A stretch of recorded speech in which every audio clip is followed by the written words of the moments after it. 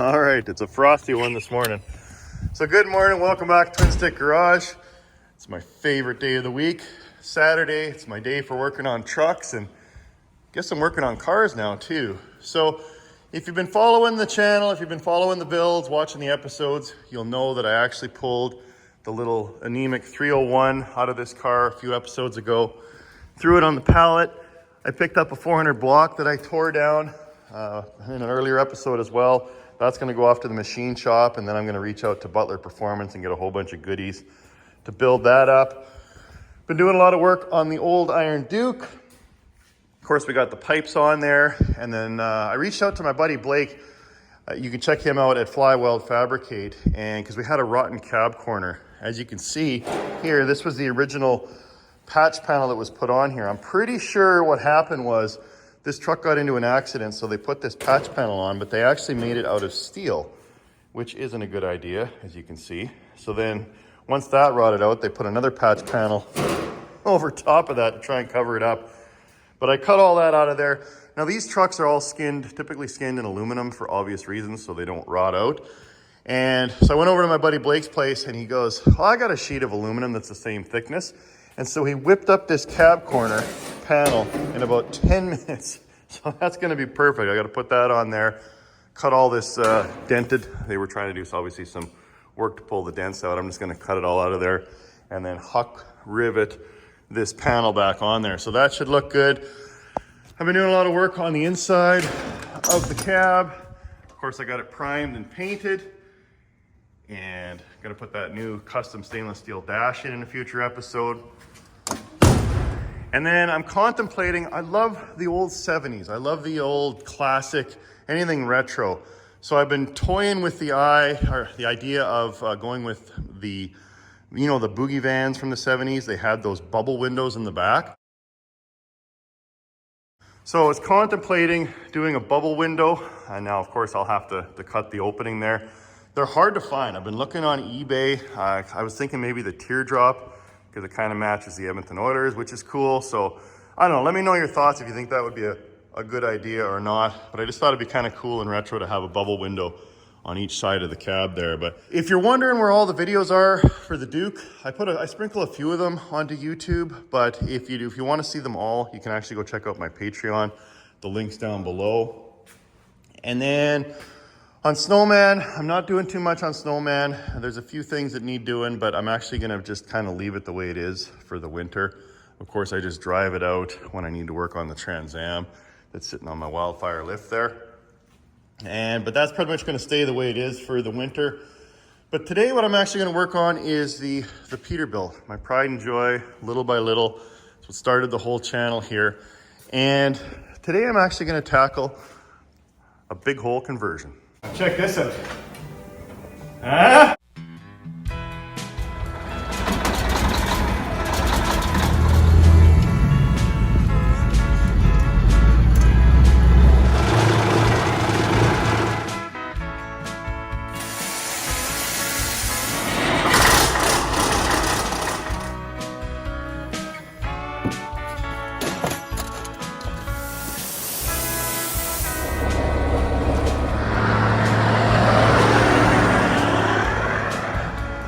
Okay, so in the mid-90s, I think it was in 94, 95 kind of time frame, PACCAR, which is the parent company of both Peterbilt and Kenworth, they got smart and they went, let's try and make these trucks, our next generation of trucks, more comfortable for the drivers.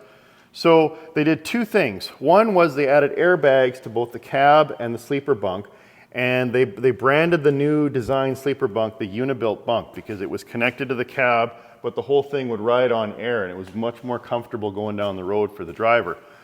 But then they also realized that the existing openings were not wide enough. So they went, let's cut the opening all the way to the edge of the cab and then cut the same size opening in the bunk. So it was called well, I guess it's a larger hole. We call it the big hole conversion. So if you have an older Peterbilt or Kenworth and you want to be able to tilt your seat back, because right now when you tilt it, it stops by the back of the cab. So with a larger opening, the benefit is you can actually slide your seat back into the sleeper bunk and then tilt the seat back. So it makes it much more comfortable if you're anything over 6 feet. So I've always wanted to do that to this Peterbilt, to do a big hole conversion. Basically, you get the larger rings and then the larger rubber seal or boot to actually seal it up. And then you've got to cut the hole and then drill all the new holes and then Huck rivet it in there. So I was talking about that in an earlier episode, and one of the viewers commented and said, Mark, you need to reach out to a company called Truck Shrouds in Illinois. So I reached out to them, talked to the owner Todd and his right-hand man John, and they were just fantastic guys. We got chatting about trucks for well over an hour. And he was telling me about, Todd was telling me about how he started the company. He said, well, a long time ago, there was no way to get a aftermarket fan shroud. So basically the fiberglass shell around the engine fan to draw the air through the radiator. And if you got in an accident and yours was damaged or if yours was old and cracked, you had to go to PACCAR to buy it. And it was just astronomical, the price to get this fiberglass shell. So he went, you know what? I'm going to actually manufacture these and sell them to the truckers that need them at a way reduced cost compared to PACCAR. So he did that. The company was extremely successful. And so then he expanded into the hood panels. So he makes everything when it comes to 379 hood, a 389 hood.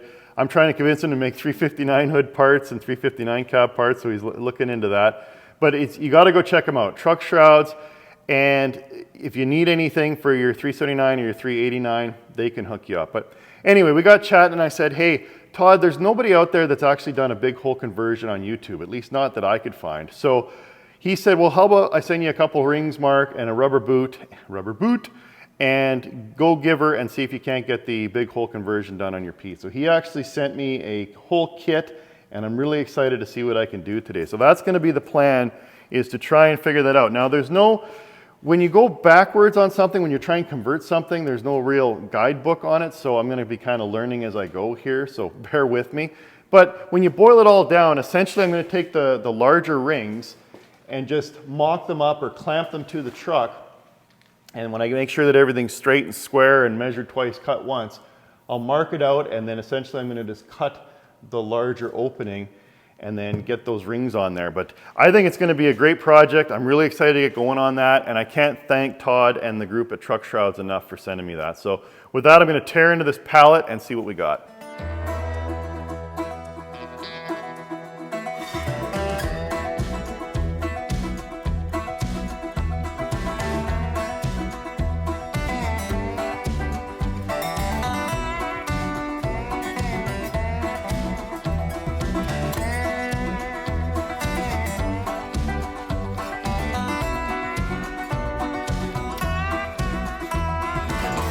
So eventually when I get to the point where the hole's cut and the rings are set up against the truck and all the holes are drilled, I'll actually have to put Huck rivets on there.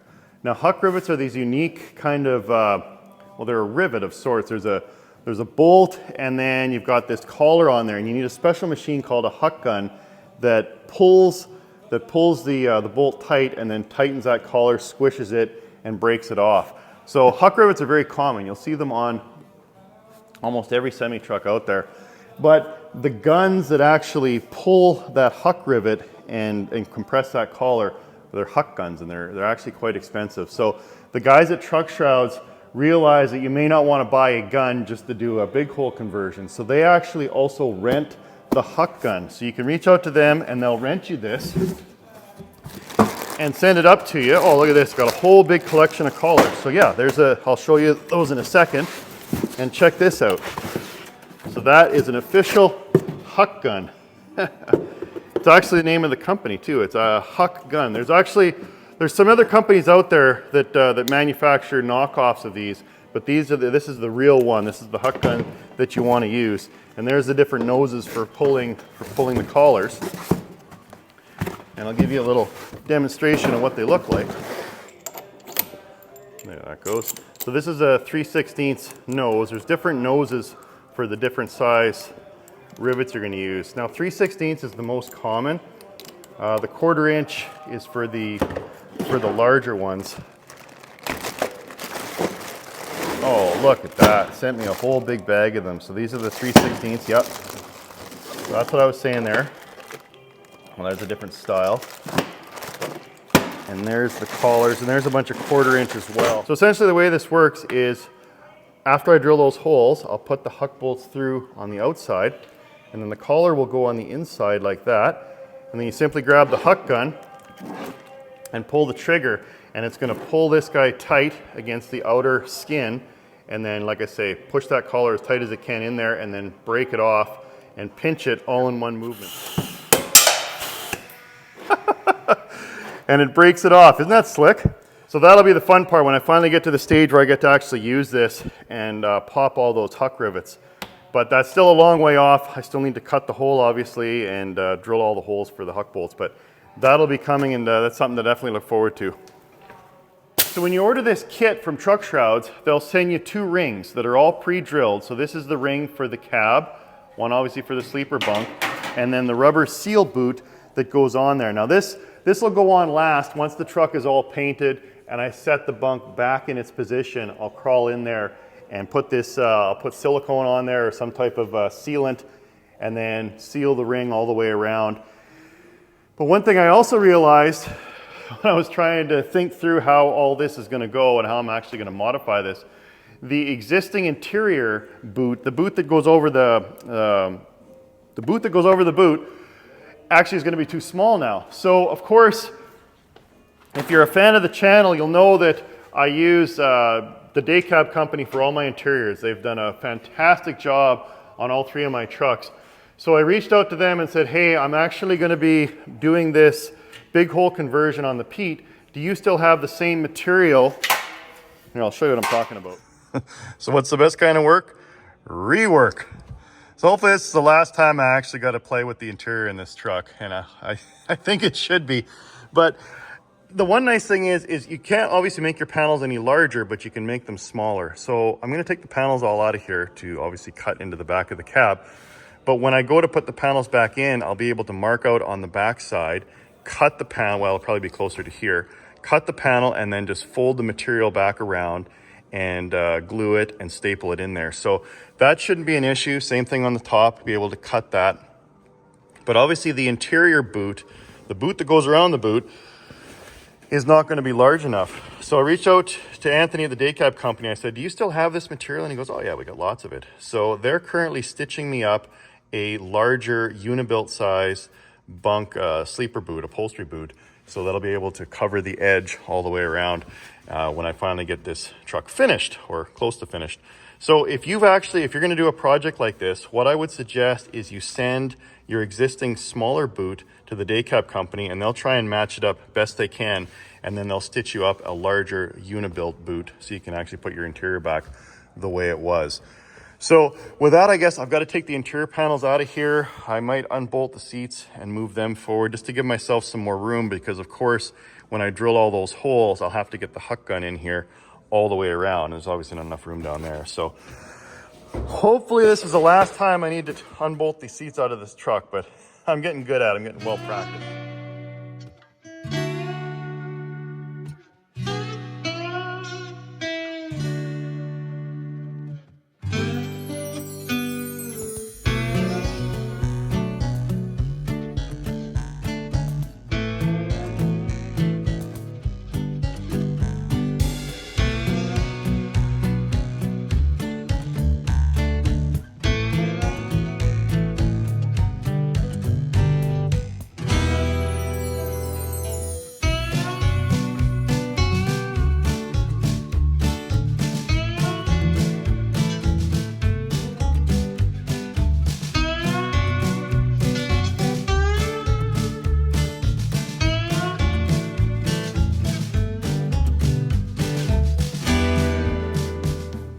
I tell you what, interiors sure come out a lot easier than they go in. That wasn't actually too bad at all. But now I'm regretting the expandable foam that I shot in everywhere, because that's going to be right in the way. And of course the Neuco sound deadening mat, I'm going to have to peel that all back. That shouldn't be too big of a deal. And yeah, so this is the old ring here, you can see. And it was, well, you can't really see the Hucks that were used because they're all hidden. But if you'll notice here, this wear spot was because the original seat was a high back seat, and the guy that I bought the truck of, Sean, he was a tall guy too, and he had the seat all tilted as far back as it would go. And then of course it's an air ride seat, so it's constantly riding up and down, and it eventually wore through the fabric on the back of the seat, and then the metal frame of the seat was grinding away at the ring. So he was just trying to get every inch he possibly could. Again, these are small cabs. They were built that way in the 60s and 70s, and like I say, even into the 80s, until they finally realized, let's cut a bigger hole and give the drivers a little more space, make it comfortable for them while they're going down the road. So what I'll do is I'll try and peel as much of this stuff back as I can. Now, obviously the original ring is we're gonna cut around that. I'm not sure, I guess I can get the ring and put it up outside, but I'm thinking I might have to cut off the Hucks that I put in there for the fiberglass roof cap, because if you're a real hardcore fan of this channel, you'll know that this roof cap was a steel roof cap. These old 359s were steel over aluminum, and they just rotted out. So it was rotten up here, it was rotten in the front, and that's where a lot of the mice got in. And this truck was really bad, had a lot of mouse poop and dead carcasses in this truck, because they were able to get through those rotten holes. So I cut the roof cap off, and I got this roof cap, it was a Fibertech roof cap, and I hucked that all on there in my old garage a couple years ago. So I'm thinking what I might do is grind off these Hucks and use that. Well, hang on, let's get the ring up here and see what it looks like, so I can try and figure out if it's gonna reuse these holes or if it's gonna make new holes underneath. Oh yeah, that's gonna be a big hole, all right. Now these 359 cabs were actually narrower than 379s. 379s were wider, so this is gonna go right to the edge, it looks like. Okay, something like so. And actually looking at it, all those holes line up to the roof cap.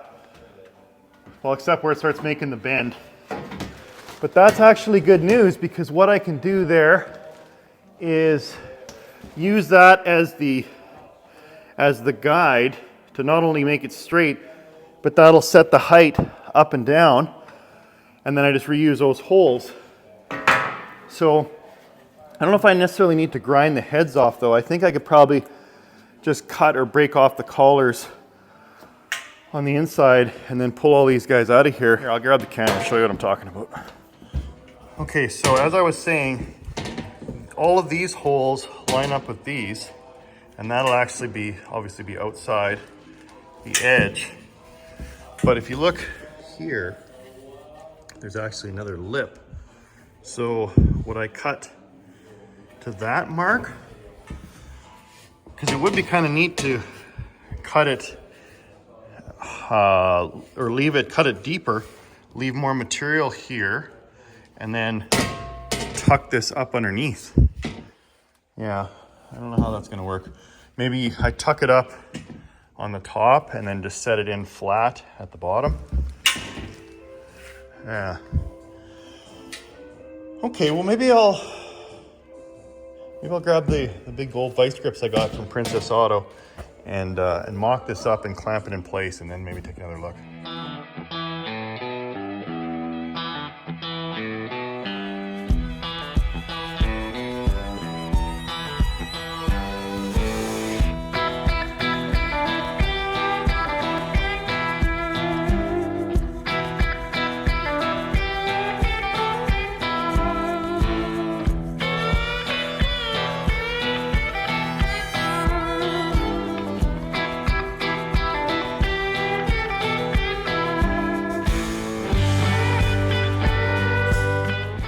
Yeah, so I'm starting to realize I may not be able to reuse the existing holes that are on the roof cap. I think the ring needs to go a touch higher, because where it is now, I've marked it out, and the edge that I'd have to cut out is about 2 inches down from the top here, which puts it right at floor height. And the problem with that would be is, okay, so let's say I cut it there, and that's right at floor height, and the ring sits there, but that's about here. the holes are actually an inch farther down, 3/4 inch farther down, which would put it right into the plywood of the floor, which I suppose I could either take the floor out, or worst case, if it was below the floor, I'd actually have to raise the whole cab up, take this and the 2 front mounts and lift the whole cab up a few inches in order to get the Huck gun in there and get all of those done. So I'm not digging that idea. So I think what I might do is raise this up so it's kind of in the same spot as the existing factory ring, right?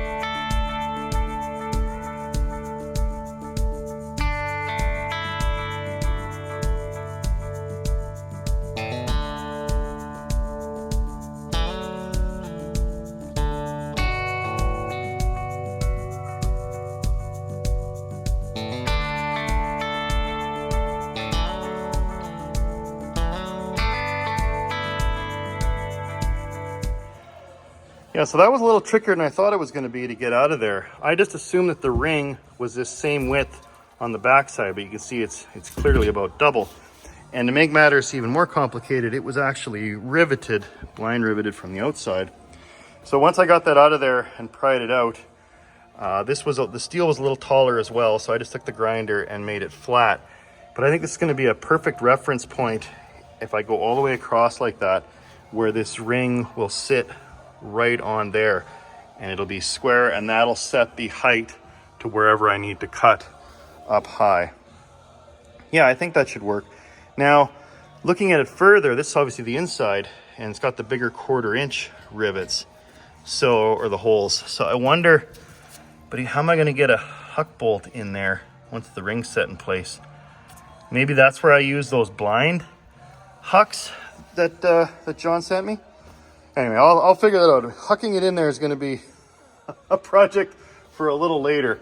But I like the fact that this steel piece will retain at the bottom of the cab, because not only the seatbelt mounts will stay, but this should give it some structural strength, because obviously I'm going to cut out the 2 uprights, but I like that that's still staying down there at the bottom of the cab. I think that's going to help. And then at the top, we'll see where that line's going to be, but I imagine it's going to be somewhere halfway through this guy as well. Oh man, this is a bit of work, but by God, it's going to be worth it to be able to tilt my seat back.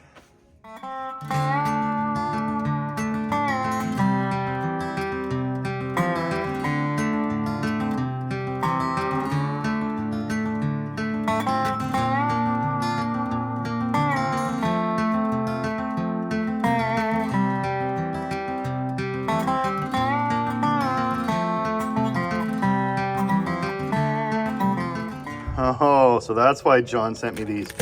These are blind rivets. So of course the ring will be over the top here, over the top, but I won't be able to get in behind.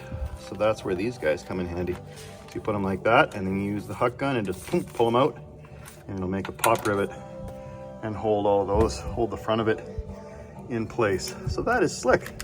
Thanks, John.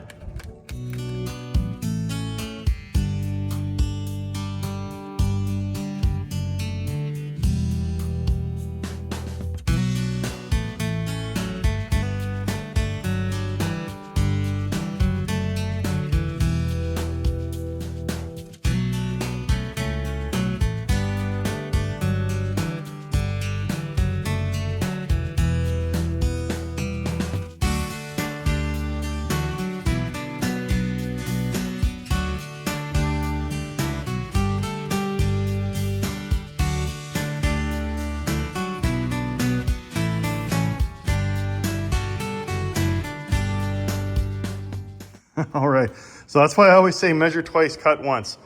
So this first line that I drew here was even with this edge, right?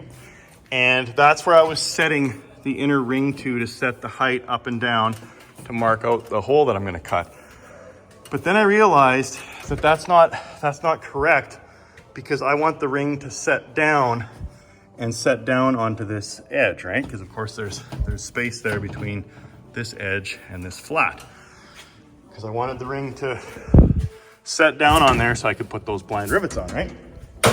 So then I realized the ring had to go down a 1/2 inch in order to set down on that ledge. So now that is going to be the marker for, well, hang on.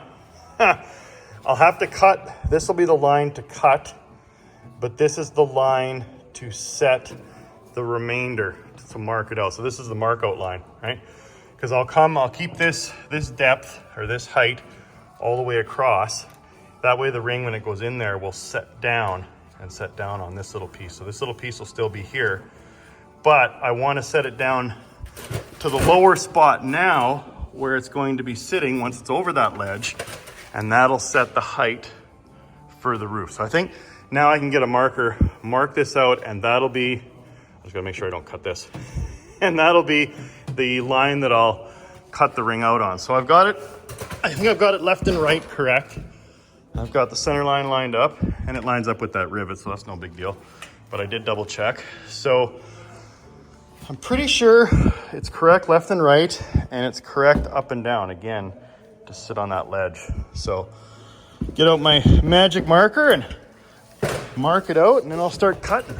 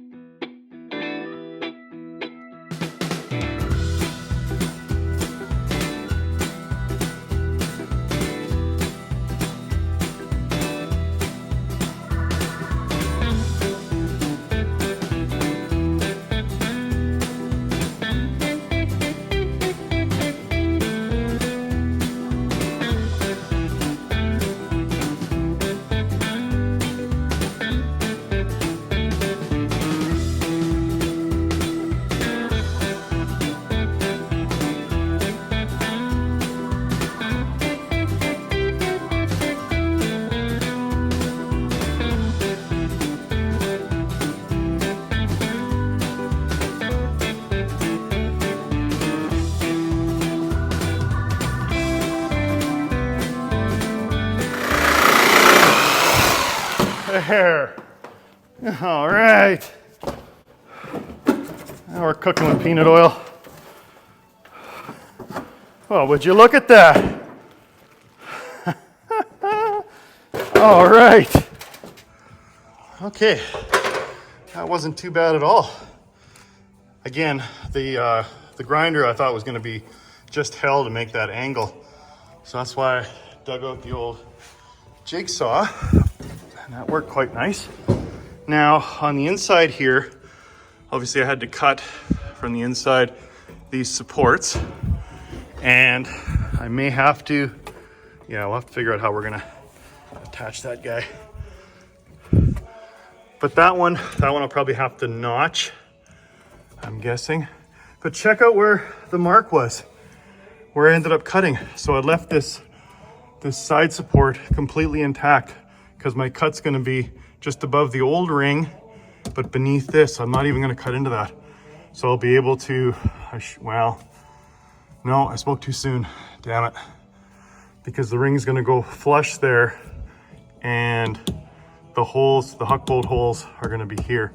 But what I might do on the top is just use those blind rivets, right? Drill the holes and then use those blind Hucks. That way I don't have to screw with turning that into Swiss cheese to get at it from the backside. So I think that should work. All right, keep on trucking here and cut out the rest of the top and that other side, and I'll be able to see if this ring's gonna fit. Mint.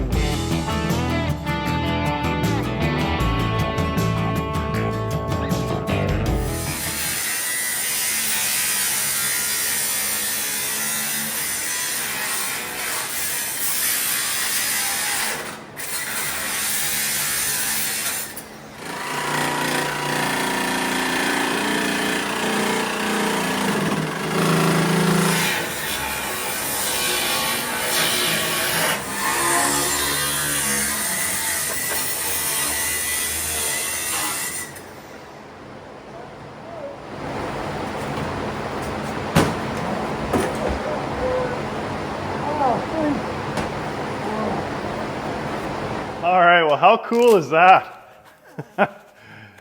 Big hold. See if this ring's gonna fit.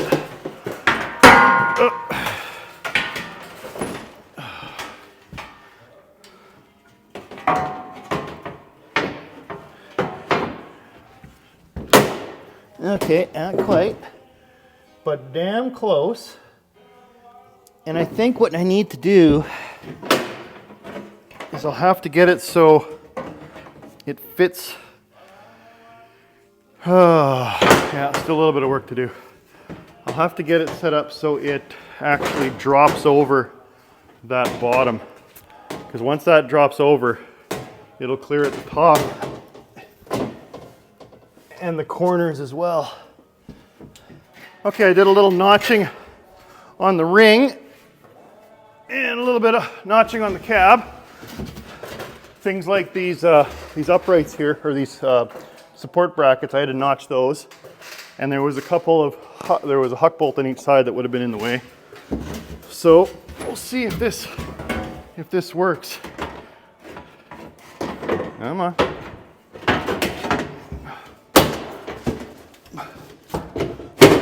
Okay, now that sets down. This is definitely a full day project. Ow! Oh, close. Okay, ring is in. Come on. There it goes. Nice tight fit though. I like that. Oh, that is slick. So, I mean, if I can do this, folks, any one of you out there can as well. Just got to take your time. But if you want to have a nice big opening, and this works, this would work on any truck. Kenworth, Peterbilt. I mean, you could do the coffin bunk, make that a bigger opening. You could do a Freightliner with the V. It would work the same way because the truck's not going to know the difference, right? You just cut the big hole on the cab and on your bunk, and then when you bring the bunk back together, you just put the rubber seal in and it wouldn't matter. So this can work on any truck out there. There we go. That's not too shabby.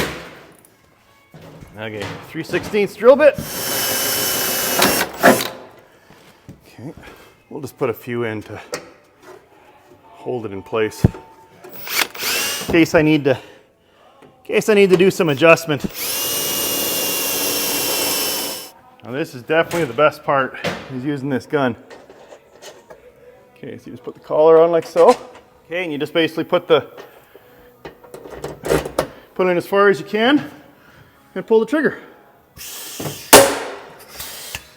And that's it. Look how clean that is. It just zips it right in. That's basically it. Now once, it's got teeth, so once it connects, so once you click it in, it can't come out, it actually locks in, so it keeps biting those teeth. And as I'll show you, so as I pull the trigger,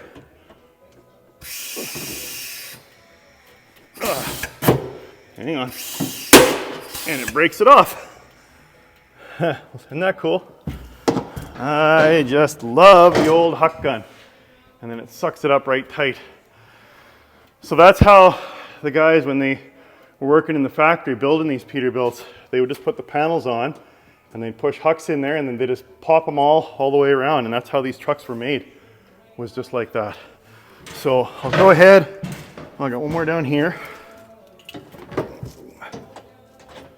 Yeah, it's tricky to do holding a camera.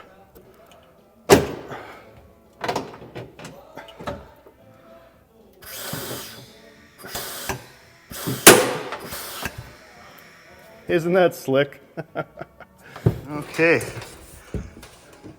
One ring in place. Oh, that is nice. Yeah. Okay, well, I can only think of one more thing that I want to do here.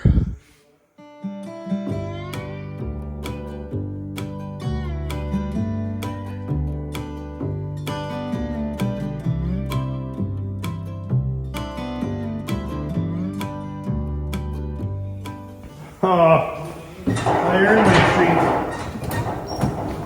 Okay, so this is how I would normally drive this truck.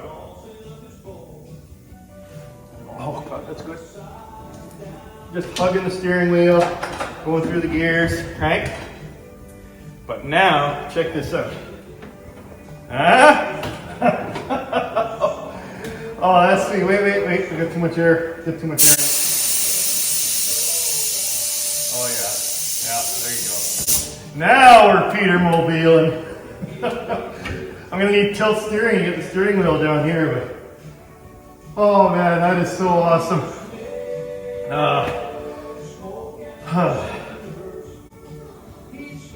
Worth it. Worth it. Someone commented in a previous episode when I was talking about doing this big hole conversion, and they said the juice ain't worth the squeeze. But I beg to differ. This is so sweet. I mean, obviously I'm not gonna be driving tilted back like this, but look how much room you have when you have the big hole opening. This is just so awesome. It was worth the effort.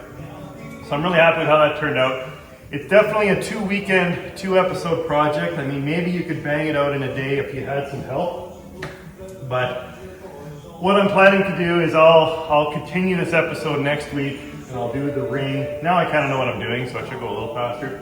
But I'll finish the ring on the bunk, and then I'll drill all the holes and put all the Huck rivets in, and kind of finish out the installation. But I think this is going to work just fantastic. So it was worth the effort. So if you've got an old 70s or 80s truck and you're a little bit taller, I would recommend reaching out to the truck shroud company and getting yourself a big hole conversion kit, because it is just wicked cool. So thanks again to Truck Shrouds, Todd, John, Alex, you guys are all mint. And it's fantastic. I couldn't be happier. So with that, I'll go ahead and wrap it up there. Thanks for following along. Thanks for watching all the way to the end. If you could do Twin Sticks a solid, go ahead and hit the like button down below. Go ahead and comment. Feel free to tell me what I did right, what I did wrong. I read all the comments and appreciate them all. And with that, I guess I'll say farewell. Hope to see you next week. And don't ever forget, if you got it, the trucker brought it. Oh, that is nice.